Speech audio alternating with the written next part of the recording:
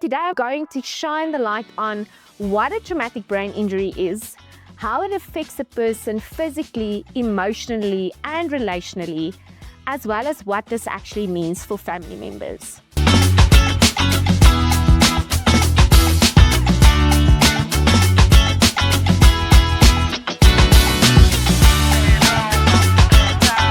This is Fill in the Blanks podcast, and this morning I am going to talk about a topic that I'm extremely passionate about, and that is traumatic brain injury awareness.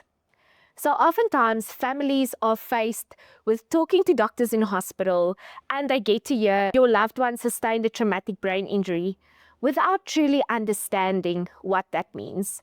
So today I'm going to shine the light on what a traumatic brain injury is, how it affects a person physically, emotionally, and relationally, as well as what this actually means for family members. So let's start at the beginning. What is a traumatic brain injury? A traumatic brain injury is an injury that was sustained on the brain through a jolt or a hit or a penetration to the head that resulted in significant changes in functioning in the brain.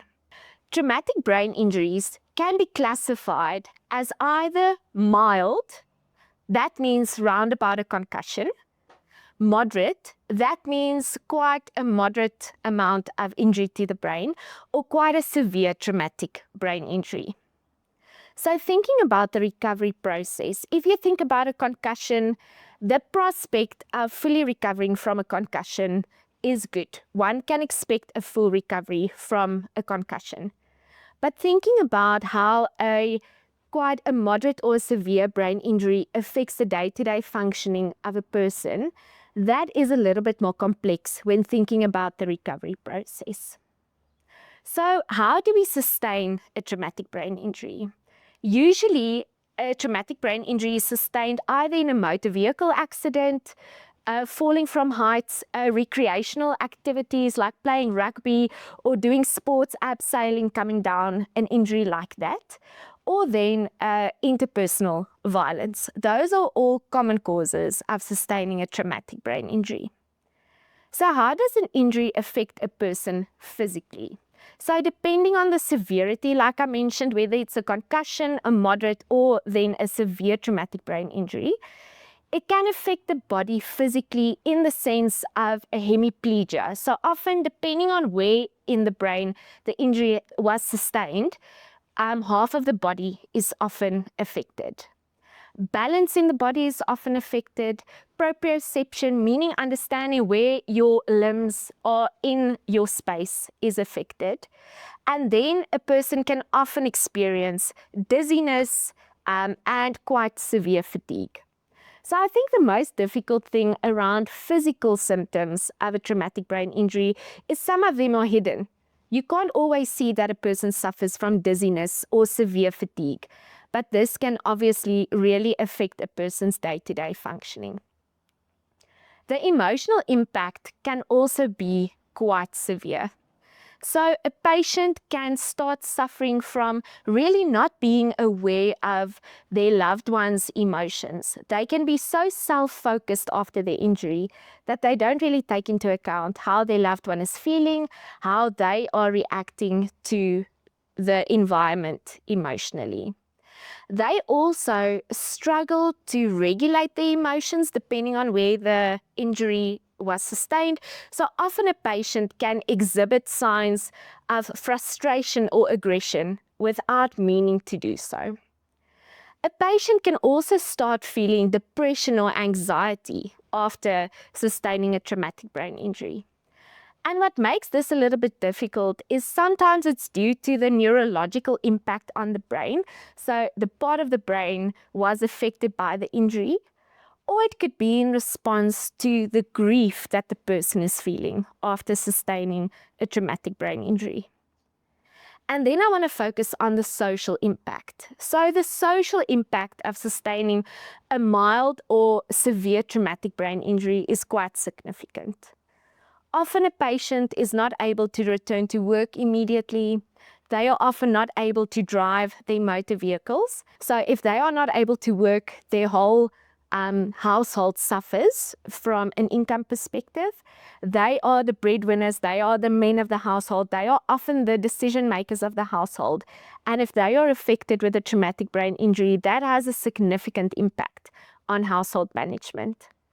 Often relational and marital difficulties are evident if you think about all of a sudden your loved one is physically not the same, emotionally they are struggling to regulate. Obviously that has quite a significant impact on the marriage or marital relationship.